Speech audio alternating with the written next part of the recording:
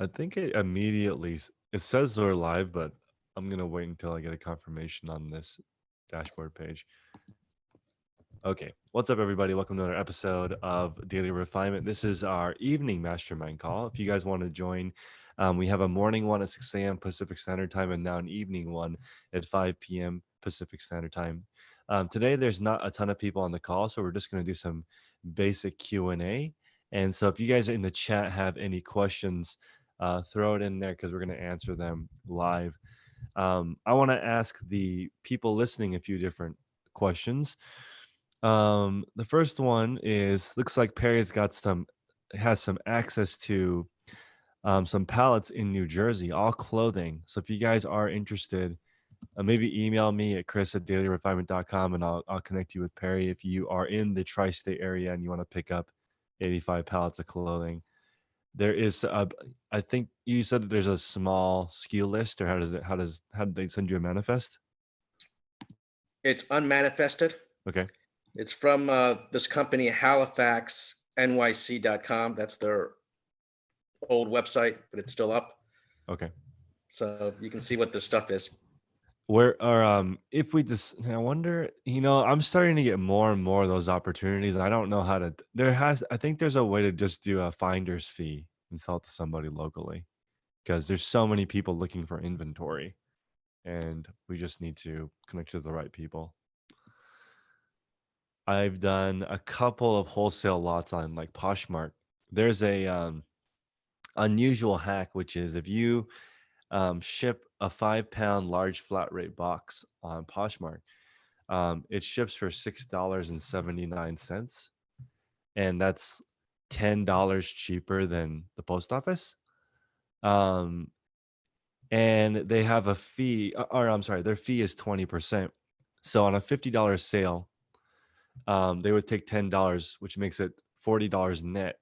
So if you sell an item for $50 plus $6.79 shipping, you net 40, but that includes the shipping label for a 5-pound box. That was really cool. I was able to ship probably 200 or 300 wholesale lots to people for basically $40 plus priority shipping. The thing is that only really works for like a small reseller. People that want a pallet, it doesn't work. There's no shipping hack like that. So it makes me wonder, Perry, if it was like stuff as much stuff into one of these boxes and then just because I was hoping for a wholesale replenishable, but clothing is too bulky. Can't fit too much stuff in a large flat rate box, unfortunately. You got to do the FedEx freight box. Yeah, do the You FedEx create your freight own box. niche. Get a treasure box and pile a bunch of it in there and sell it for a certain amount. I know. I wish there was an easier way to get that out to people, because there's so many places going out of business right now. And the gentleman that offered me 1,100 pairs of Merrells in Houston, he's supposed to send me the list tonight, and MSRP is like 100. Oh wait, what is it? MSRP? MSRP is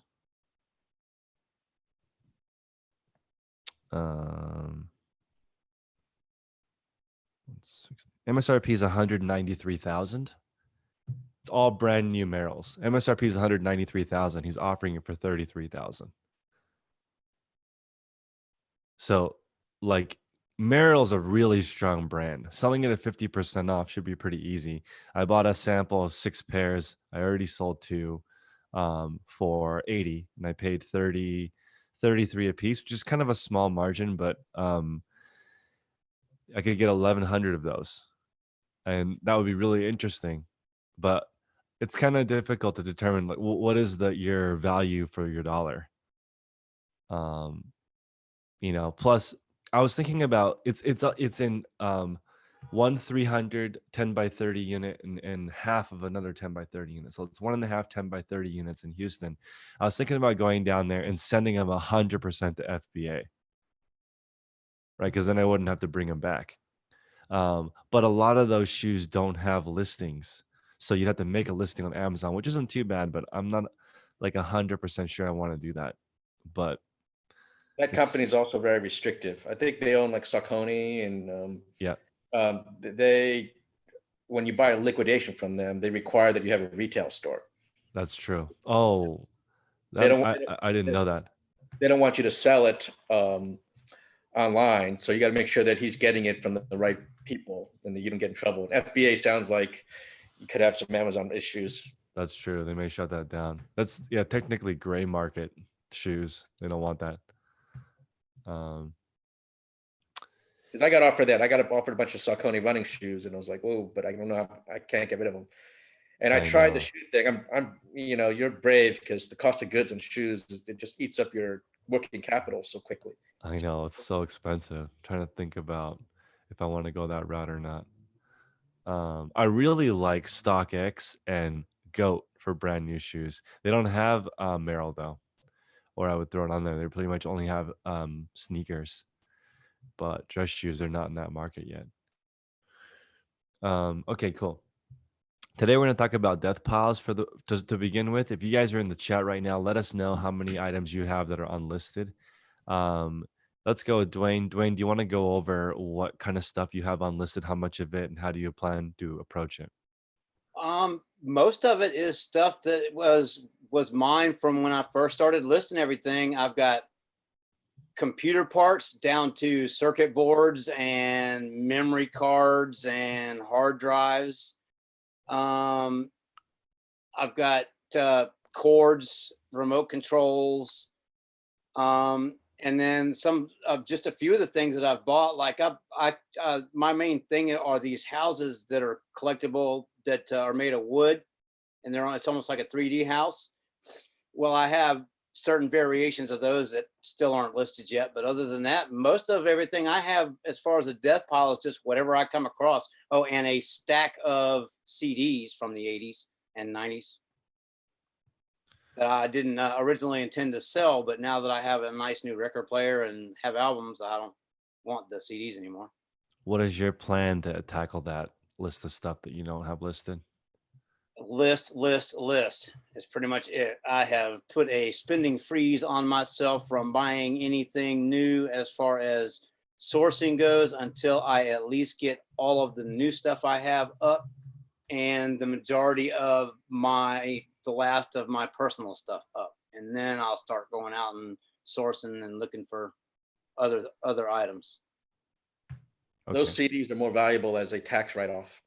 I think Salvation Army in their book says you can get $2 to $4 a piece for them. So depending what tax bracket and what you can sell them for. And a lot of CDs aren't, you can only get $3, $4 for it. If you can get $1.50, $2 in write-offs in real dollars savings, it's better off just giving them away, not having to do the work. Yeah, that sounds about right. Well, when I first started a few months ago, it was anything and everything you can sell because you need the feedback and you need the sales numbers and all that. But I'm getting up now to where I have at least decent feedback, and I've almost got 100 sales. So I'll be getting where I can at least start wanting to be a preferred seller and all that. So probably donate them or trade them for albums. I mean, I'm not trying to get collector albums. I just want albums that play, that I can listen to, that are music I want to listen to. So, and I know a guy that does that. I know a guy that goes around and just picks up albums everywhere and does pop-up album stores. He'll stop in a town, hit Goodwill and places like that for 2 or 3 weeks, get all the albums he can collect, have a pop-up store, sell a bunch, move on to the next town. He has a house here, so he comes here and stays here more often than not. You can pick up good albums for $0.25 a piece. I feel like everything under $10 should just be donated. Even I don't know. Actually, let me back up for a second, Dwayne. Do you know what you value your time at hourly? About $20 an hour, $25 an hour. I think you're worth more than that, but at that rate, how many items can you list an hour? 4. 4. Roughly. So that's really expensive. You can only list 4 an hour. That's like $6 to list an item. You would never pay $6 to list a CD. Yeah, no, I've sat down and done that math. It doesn't add up. With what I'm doing for it, and it depends on which site I'm listing for as well. But with what I'm doing on the collectible stuff, I mean, that's as much of a hobby and a passion as anything. I sit down and actually type out my full description with measurements and everything, colors. Can we talk about that? Why it takes so long to list? That scares the heck out of me. That people are spending, 15 minutes listing an item on eBay. I think that's eBay's biggest problem for sellers. And it could be the thing that's holding me back. That's why I am here and ready to learn. It only, what do you say? It only takes you what, 5 or 10 minutes per item, or? I don't know, but it shouldn't take that long. I mean, in theory, if it does, there's something wrong with the system. I'm not saying something wrong with you. I mean, I'm sure it does take that long, but the fact that it takes all of these resellers that long to list is. I got a question I asked Chris earlier. Do you use a listing software? Yeah, well, this is a good topic that we can get into. Hold on, I'm just writing this down.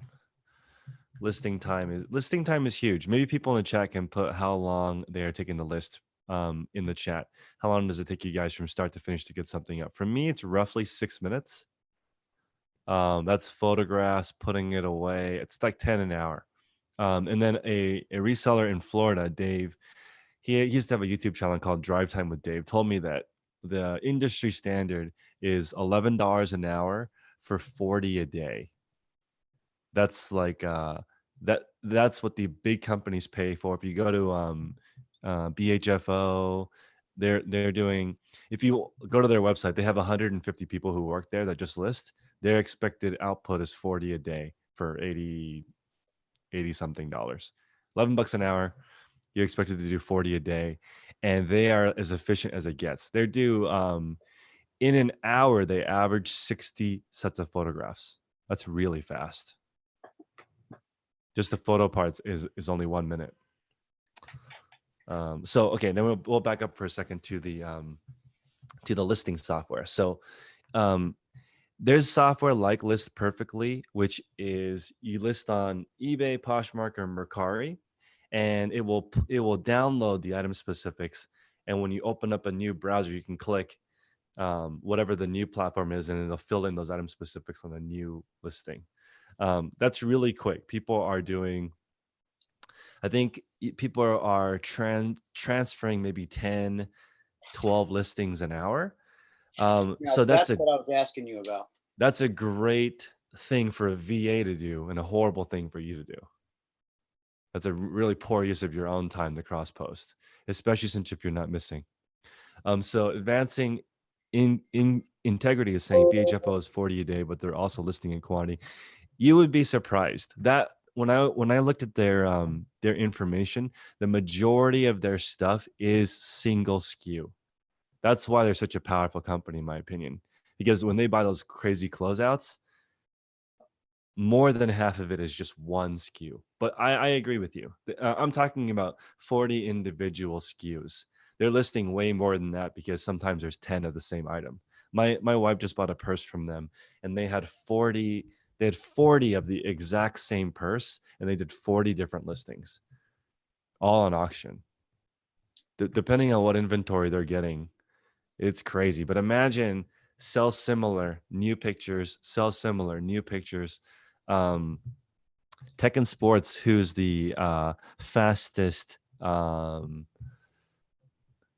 solo eBayer I've ever seen, he does 70 listings a day, 7 days a week. It takes him just under 2 minutes per listing. Now, see, Seller Champ does what you were just talking about. Remember, we were discussing that earlier. Is what Seller Champ is. It's a program where I can go in and type in a barcode, and it will pull information from 3 or 4 different places and bring it down in front of you. And if that item has been listed by the barcode, you can go in and pick the ones that you want to choose from, and it gives you like the product and the specifics and the product info and all that. It also gives you pictures and stuff, but I won't use anybody else's pictures or anything like that, man. I use my own photographs and all that to make sure that people know exactly what the hell they're getting when they get it, and there are no questions asked. I also have a little trick where I will take a photograph of everything I sell. I'll take 2 or 3 pictures of it and email the person that bought it with the pictures in the message saying, hey, your product is on the way, and here are the pictures, just before we put it in the bag. And that helps get a lot of things paid faster, and it also saves a lot on returns, or seems to do a lot better for returns. Mm-hmm. Now, I mean, I imagine when I get selling a lot of items, which I'm sure you guys are way ahead of where I am, it's not going to be feasible to be able to do that. But until then, it's a nice little safeguard to at least try and combat some of the people that are out to trick you and take things apart and send you stuff that's not yours and everything else. I'm just going to back up for just a second, Dwayne, back to the hourly conversation, because Jack put in the chat a really relevant thing, which is you can just determine how much money you want to make per hour and then back your way out of how many listings you need to do per hour. So, most people, in my opinion, you need to be able to source, let's just use 50% of the time as sourcing and 50% of the time processing. So if you can do 3 items an hour and they're $10 a piece, that's $30. I would consider that only $15 an hour, because you'd have to spend the other, like an additional hour to go find that thing to list. If you're going to do it all by yourself. Because where I'm at. Yeah, there's different ways of looking at it, but Perry, you're right. The eBay is the most difficult to list on. They have the most item specifics, and they give the buyer a refund if any of those are inaccurate, which really gives a lot of freedom for people to just abuse the return policy.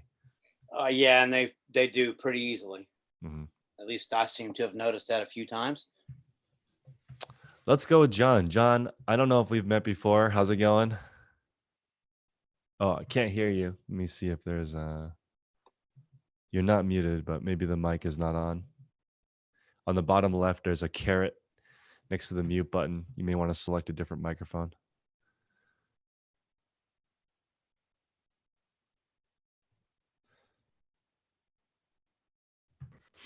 How's that? Sounds great. All right. Yeah, no, I'm Flip Your Dollar on YouTube. It's my first time in the call. Thanks for having me. Awesome. John, tell us where you're from. What do you sell? Where are you in your reselling journey? I'm actually just a pretty much beginner, and I'm in the same state you are, California. Mm-hmm. And I just now kind of dove into it, kind of going headstrong. I do have a full-time job. I work 45 hours a week. But it's kind of at the point where I don't enjoy my work. But I do enjoy doing this. And I just started out maybe about a month and a half ago. And that's kind of where I'm at. And like with your question about your death pile, well, you can see in the background my kind of death pile that I got going on. It's pretty bad. I do a lot more sourcing than I do listing, and I know I got to correct that. Mm-hmm. So can you tell me why you like reselling? Honestly, it's just my nature. Since I was a little kid, I've always been good at like selling and finding things that were worth something that nobody else realized the value of. And it's kind of the enjoyment of finding the stuff that, and getting it and basically turning something that somebody thinks is worth $3 and selling it for $90. It's just that feeling of accomplishment. I got you. So do you have a financial goal for reselling yet? Yeah, I do want to do the 100K. I know this is a bit strong, but I want to do that in my first year, 100 net. Okay. And okay, do you have space? Yeah, I'm going to be moving soon, and I've been having a dilemma whether getting an apartment and renting out space for that, or to buy like a big house where I can keep everything out. And I think I'm leaning towards the house, and just having a huge garage and lots of bedrooms. Yeah, I've had that, and it was actually very nice. I loved having a zero commute.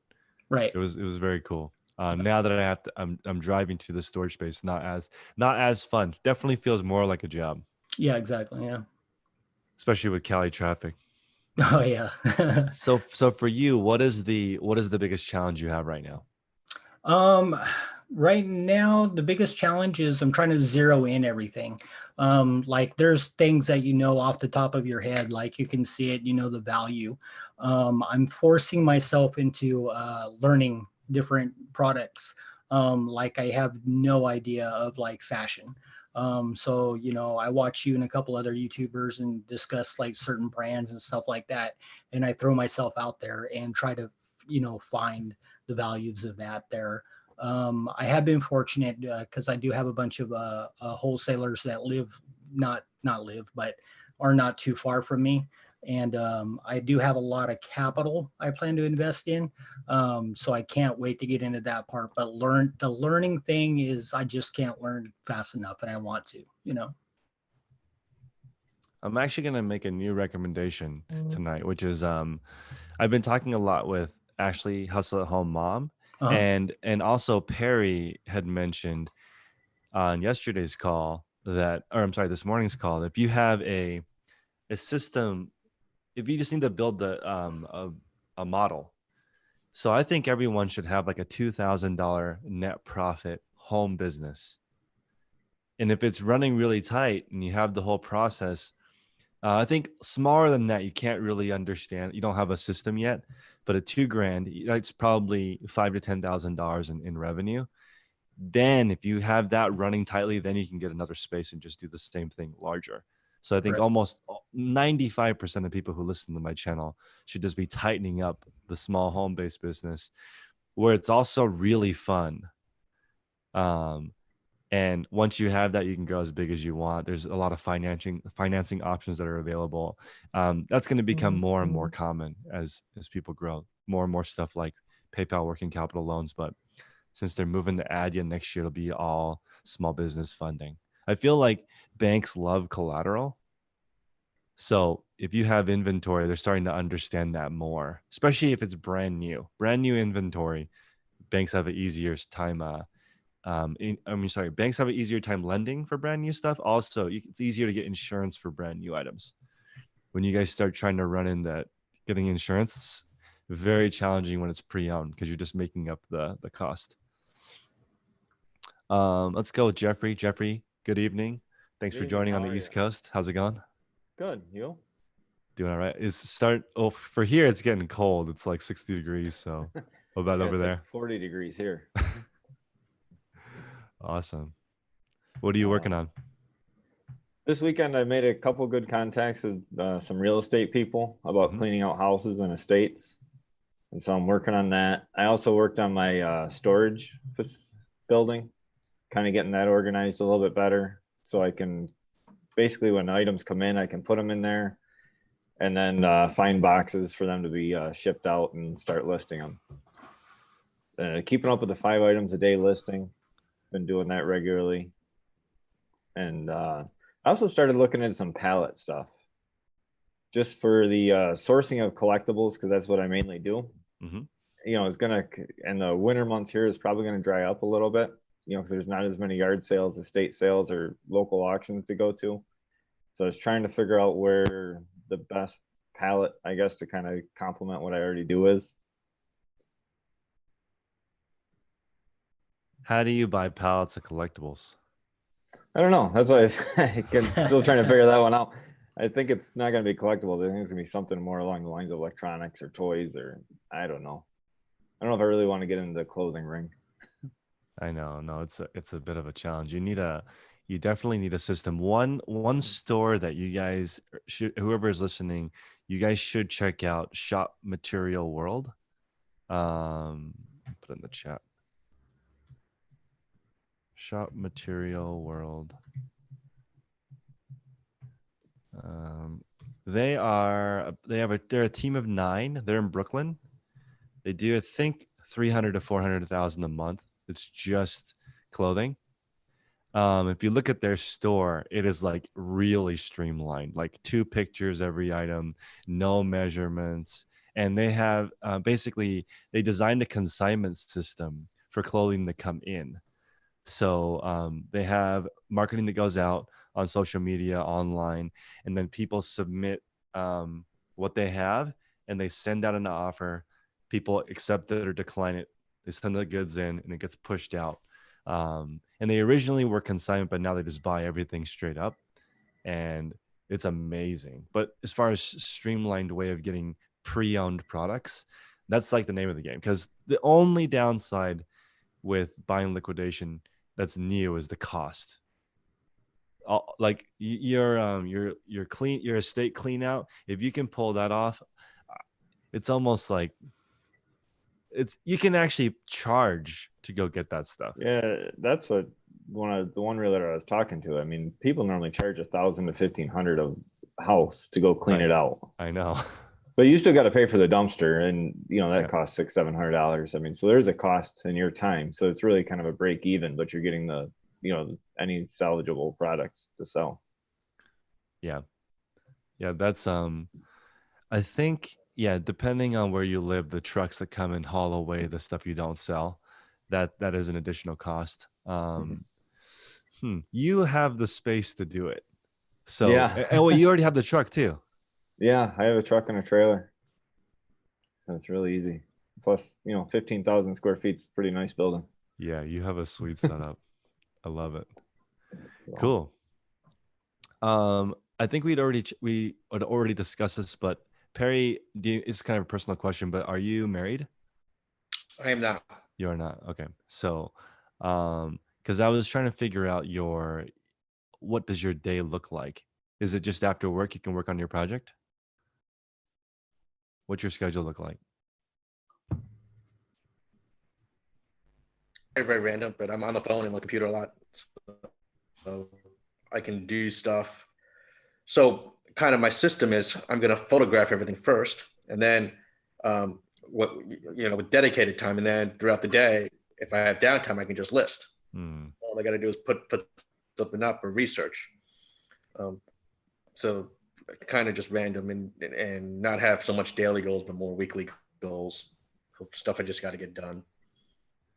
Yeah, that's gonna be that is the same system that most working people do.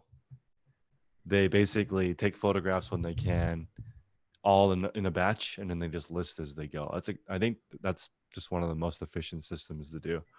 That seems to be the best one I've found so far. Yeah. To Jeffrey, if you're going to do liquidation, you have to learn how to get rid of everything.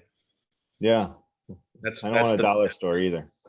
Right. You got to learn how to get rid of everything you buy. Otherwise, it's not worth it. You're not going to make enough money to just on the big items in a pallet. And if you're buying manifested stuff full of good stuff, then you're going to pay up. And that doesn't sound like a good deal either.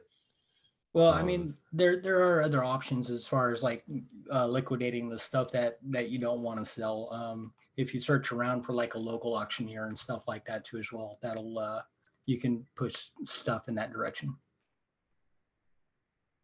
Well, that's true, but again, you got to do all that. You got to with getting rid of all of the stuff. And that wasn't from like tools and the family flips do a good job with that stuff. Not that it's I don't want to be putting up like a bicycle on OfferUp and having to meet somebody and right. Just not my thing. It is so crazy what resellers have to do to get rid of everything. That's why my favorite method is you taking the best items from the lot and then the 80% of the bottom and bundling those together. That way the person that you sell to gets some of the good stuff so that they will buy from you again. And then it's kind of like just keep all the base hits, give the home runs and the garbage to somebody else. They'll reorder from you. Because you can build a huge business on that. That was there's another gentleman you guys should look up. His name is Eddie Levine, and he's got some really cool information on wholesale. And he said that you build your business on replenishables and you build your margin on one-offs. And as a reseller, you have to do both. You have to always be looking for the new stuff that's hot, and then also the replens. Bill, can you chat?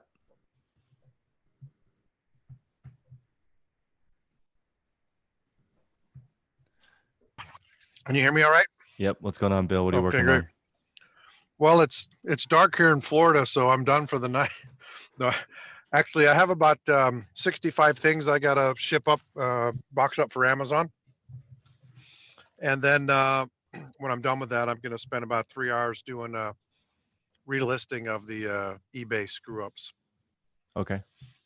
And I had let's see, probably 20, 22 items sell on Amazon today, and a couple items on Poshmark, and a few on eBay. And I shipped about 30 products this morning. So I'm still way down in productivity since the eBay glitch, but just gonna do it one listing at a time. What is your what is okay for you? How do you approach? I know you have a pretty big monthly nut you're going for. You're trying to do 30 Yep. grand a month net. Uh-huh. When you look at that huge number, do you see yourself being a multi-platform? Because the reason why I ask is most people I know that are that level only sell brand new. Mhm. There's very, very few people who can reach that kind of income with one-off items. Yeah. There's too much work involved. So is that how you see it? Because what do you think? I pretty much do see it that way because I focused in on a couple of brands that I think are doing well. Okay. An automotive brand, a clothing brand, a shoe brand. My my sellers, I'm in food and grocery on Amazon, Mm-hmm. and I only got into that because that was the only area that I was ungated in. Mm-hmm. So I'm focusing on new brands there, of course. And so I love thrifting because, like you were mentioning earlier, you find a home run. It's pretty hard to find a home run with new stuff. Mm-hmm. Although you could turn on YouTube and you could find 100 people that tell you they're doing, 1 to 500,000 a month and making great margins. I'm a little dubious about those claims. You can if it's your own, Hmm. but I don't. It's like I let's see something. It's very, very difficult. I think the average. I'm trying to think of the numbers, but getting an actual product that's successful that you make yourself is very rare.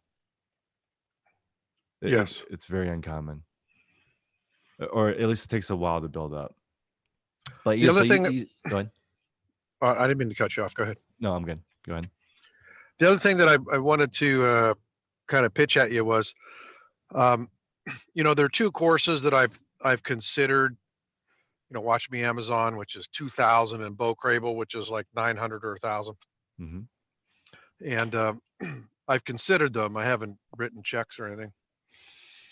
I think it's increasingly difficult to find a manufacturer who's not already on Amazon that will let you handle their products. Mm-hmm. So this transition from retail arbitrage or online arbitrage to wholesale, my own experience is I don't think it's as easy as people that are publishing courses say it is. But I don't know anybody who's publishing courses that says it's easy. Like both Bill and Larry say it's really hard. Oh, okay. I haven't heard them say that, but I Okay. trust you. Yeah, no. Because I mean, I've they even known you say for that years, yeah. when you're reading the documentation, they say that. I mean, especially wholesale. Like, Yeah. Okay, the way to do wholesale, Bill, actually is just to have a brick and mortar. That's Larry Watch Me Amazon's unfair advantage. Is he has friends that have brick and mortars and he's using them for their wholesale lists and clients and because Okay. you can't like why would a legit manufacturer want to supply to you? There's no reason to. Yeah. They have reps that go to brick and mortar places to sell them goods. Mm-hmm. Right? So Yep. you've owned a clothing store before too. Yes, I have. Yeah. So I had 60 vendors. Mm-hmm. Yeah. So, well, I'm not opposed. I'm not opposed to opening up a store again. Hmm. But since I closed my office and moved, 2,200 items into my garage, Hmm. it's very nice to not have a commute like you mentioned earlier. Hmm. And I think, what we talked about yesterday, which is me getting a deeper handle on my eBay inventory is really important because I feel positioned this year better than I did the last 2 years to make some good money at Christmas time. Gotcha. But I'm down. I'm not going to do 10,000 this month because I'm down 48% on my eBay business. But I I think th- yeah, I think part of that is that you've grown your Amazon business. could be true. Yeah, it's hard. Like, that's why. Yeah, I'm trying to think of how to approach it for you. I feel like you're playing every single game, and you want to add wholesale, right? There's all of these things that you're doing are all separate models. You can't do all of them. Mm-hmm. Larry Watch Me Amazon is the most talented wholesale person I know. He only does one thing, wholesale, all day. And he's still barely, and he has a lot of unfair connections that still barely does it, and has a partner with unlimited money. Oh, okay. The truth comes out. No, but he's upfront with all of that information. I think when you're looking at a course, you need to really, like, I don't know Larry personally, but I've asked him lots of questions and to see how it works. And yeah, I Yeah. don't think it's kind of interesting, the wholesale part. If you need to go to Mixergy and listen to his interview. Okay. It's an hour long, and the guy grills him, and he's like, "Show me your bank account. I want to see this money that you're talking about. If your bank account has a lot of money in it, then I'll push your course for you." Like you, and basically, in the end, it just shows he's taking a large salary, like $250K, and the rest of it's being reinvested in the new inventory. He's not taking a disbursement out at the end of the year. But anyway, that's a really good interview because he goes over how he does his how he got started, basically. Okay. Oh yeah, here people are asking about oh, this is a good point. So Advancing Integrity said my eBay sales tanked 90% once I got on the Amazon, but mostly because I neglected eBay. Wow. Okay. Well, the hard truth, I think, of this is that since you mentioned it, I have not paid as much attention to eBay because I mistakenly thought it was almost on autopilot, with 2,200 listings. I'd just be selling shit every day, but that's not the Mhm. case. No. So Yeah, it's not. None of this is passive income, unfortunately. yeah. Well, how's Yeah. your Poshmark store doing, Chris? Because you don't share very much, right? No, I just started sharing again. So Poshmark, I'm using it to basically liquidate stuff that sucks. So I'm really focused on Amazon. The stuff that is the stuff that's not good is where I'm selling it on Poshmark because of that shipping hack and and the fact I don't have to pay for returns. Me putting returns accepted for any reason is giving me a huge advantage on Poshmark because no one is doing that, and I don't have to pay for it. So Poshmark is the most lenient. It is the most lenient platform. You can basically not focus as long as your items are under $30. Poshmark is going to always crush for you, in my opinion. There's just so many buyers that are in that bucket of they sell 4 or 5 things from their own closet. They use that money to buy more stuff. I feel like that's what Poshmark is, but it's not my focus because they don't have the traffic. Mercari actually has more traffic than Poshmark. When do you start your 1% rule? What's up? So when do you start your 1% rule for donating items 1% of your inventory at because of slow sales on them? That I tried to tried to copy the hold on a second. There's someone's being shot outside. It's just California right there. I know, right? I would say like I want to the 4% rule of editing I'm now doing at lunch. So 4% of my listings I'm adjusting. I'm actually not really donating anything right now, but I do think that's a good way to, if your inventory needs to be trimmed, I would go in there and I would do that once a week for 1%. Once a week? Yeah. How long do you let them sit there though? How long do you let the listing stay active? For me, at least 5 months. 5 months? Yeah. I like the idea of discounting it every 30 days and then after 90 days doing an auction. Mm-hmm. That's a really good way to build a audience and followers on a platform like eBay. People will follow you especially if you put those terms in the chat. This is a good point too.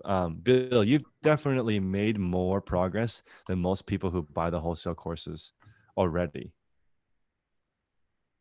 Jack is right. You think so? I have a course. I would say 90% of people don't take more than one pod. I don't even know why they buy it. Most people, they're not doing any of it. Hmm. So like, what's Do you his think- face? There's Kevin David. Go ahead. Do you think the 10 by 10 by 10 rule is applicable to Amazon? Of course, but most people do more than one at a time and end up with nothing. Yeah. So it took Prince 5 years to get one. How long did it take you? 6 Less months. than 5 years. 6 months. So what was the difference? I met That's him. that's an order of magnitude. I just met him and he told me that that's how it works. He said you have to.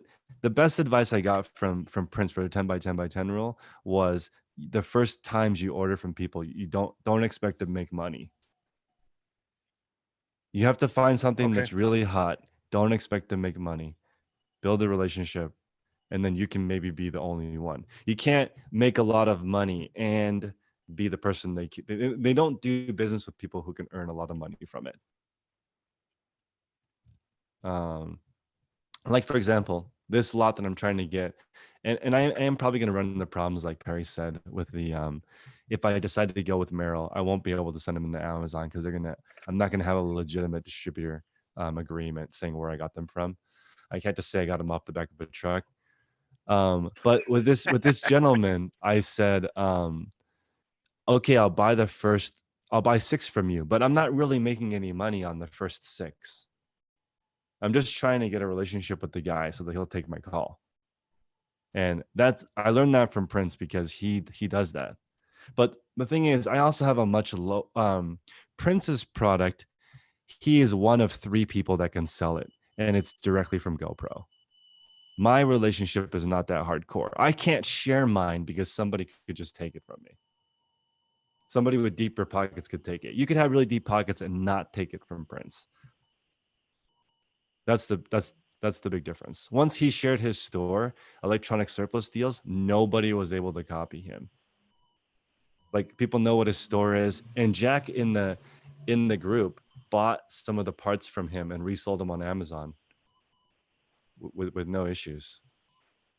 Like that's how good of a deal he has with the company. You can buy from his listing on eBay and reflip it on Amazon. Not for a huge profit, but let's see here. How many employees does Bill have? Go ahead, Dwayne. Those sound like the kind of relationships and foundations to build. That way you're all working off each other and making money. You know, when Prince took that relationship, there was 3 people allowed to sell it. He signed an agreement with the manufacturer for $90,000 to become the only person to sell that product. And then mysteriously a week later, he was suspended on eBay for a month. So he had to sell all on Newegg. And so it starts to get really sketchy too. When you get to that high level, it starts to be really dirty. And I think that the other 2 people that used to be able to sell that product probably tried to get rid of his account because I mean, Jeff Bezos's damn things he's done are legendary. So I know, right? Or even Larry Ellison with Oracle, like selling software that's not even made yet. Like go out and buy for something millions and of sell it dollars. for less than it's worth, so you can run the 1 or 2 people selling it out of business and have it all to yourself. Absolutely. Yeah, it's really scary. Let's see. It's the way it works, the haves and the have-nots. Yeah.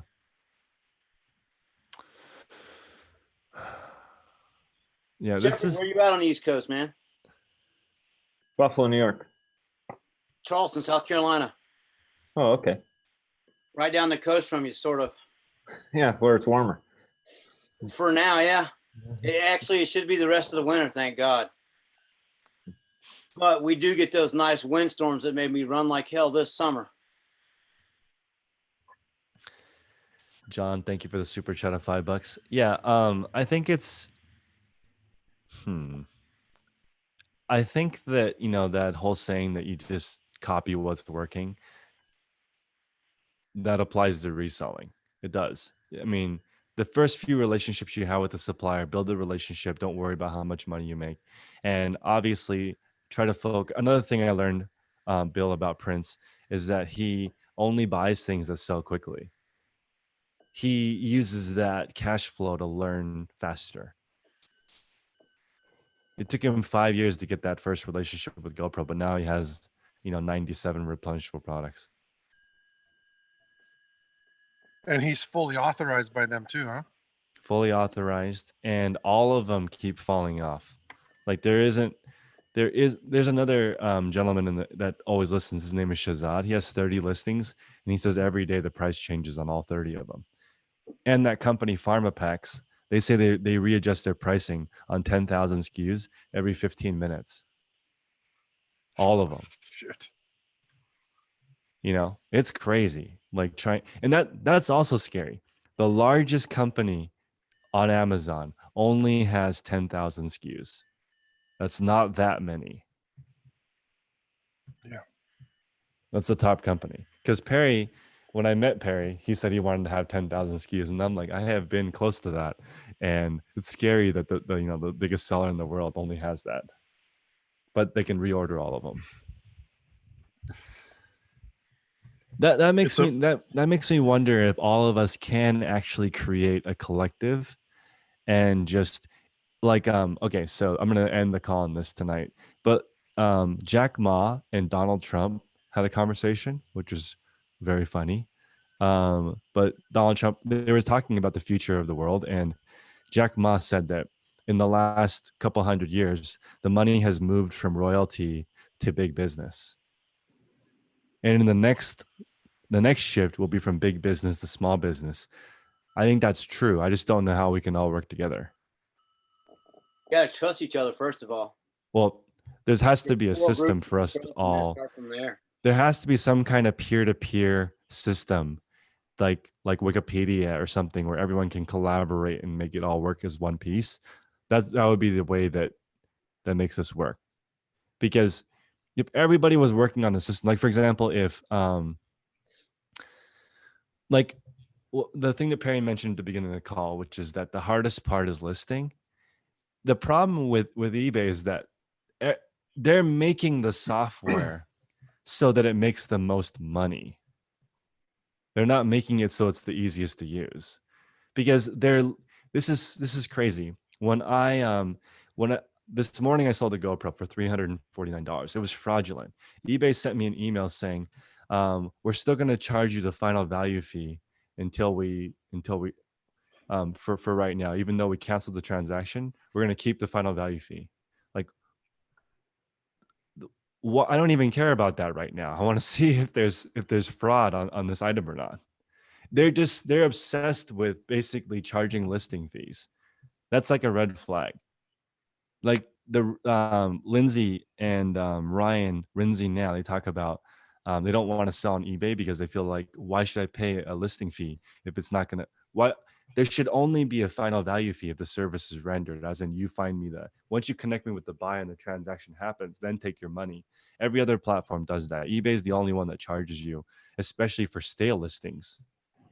I have an interesting picture I'll have to dig up and share with you. I was on here one night, and I'm always checking my store listings to see how many I have left before I hit my store max and whatnot.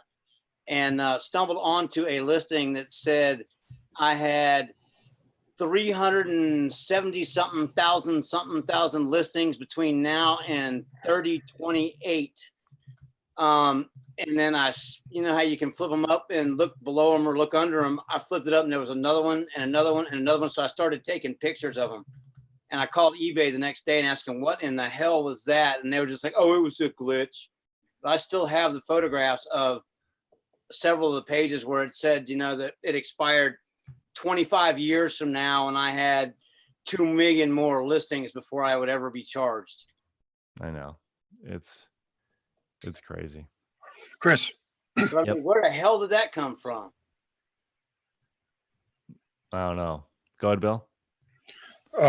if I think the idea that you were sharing is if we could do a roll up essentially, and let's say if you were the lead in the roll up and we had 15 to 25 resellers under one business and we all use the same system and we all basically, you know, did the same thing, whatever products we were selling, but we processed the same way, we could sell that collective business for a boatload of money probably. No, I'm not really saying that. I'm saying like No. if all of us were connected, like okay, here's an example. Pharma packs. It was like 6 guys who put in 150 grand each to get it off the ground. They had a retail brick and mortar pharmacy that had all the contracts with the wholesale. And they basically just posted all of those online. They represented themselves as a very big pharmacy in New York and used that to leverage massive contracts with chapstick and shampoo and all that stuff, right? So they lied. They what? They lied. Well, they lied in a sense that they are the biggest pharmacy. Oh yeah, they are So now. they are now. But yeah, that's one way of doing it. But like I would say that those guys probably still don't make a lot of money. Really? They just have their salary. Hmm. So anyway, my point was more along the lines of if everyone had like somebody put in the chat a catalog of everything, that's more of what I mean.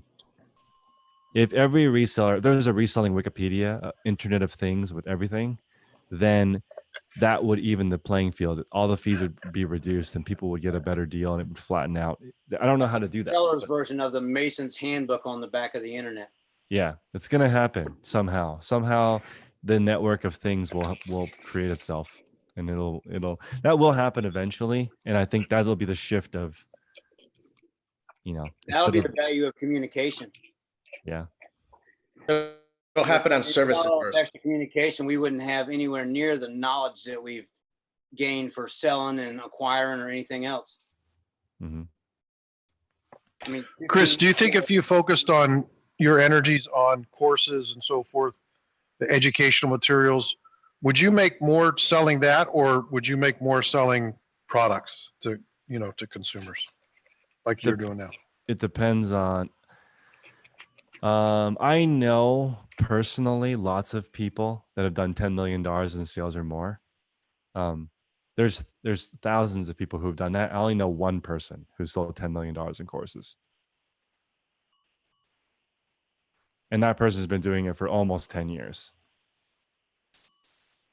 So it's way more straightforward to make $10 million in reselling because banks are becoming more savvy to lending money to people who have inventory. Way more straightforward. But again, it's not a cheap game to play. These guys are running on small margins. So I definitely, me personally, definitely reselling. That's actually why I turned off the Patreon. I would rather do this and have everybody self-maintain their goals instead of trying to manage people's goals because I'm going to make more money reselling than doing this.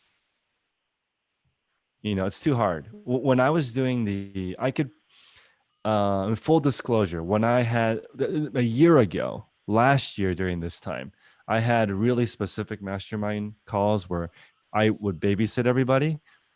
This business made almost 20,000. Now it makes 2,000 because I don't want to do that. It makes it impossible for me to resell if I have to babysit 100 people. It's impossible. Can't do it. That would be my objective in life, would be to take care of those people instead of taking care of my own business. And also, reselling is not automated, but you can have people work for you. I can't really have people run. I thought about how to get people to run this call for me. I don't know how it would work. I think it would be challenging. I could get probably, I would need probably 2 people to run this for me. And I don't think it would be the same. Plus, I like doing this call. I would rather it be like this, where we're all talking about specific things, than trying to babysit people. But they're not you. What do you mean? The thing about your channel and these meetings is it's you.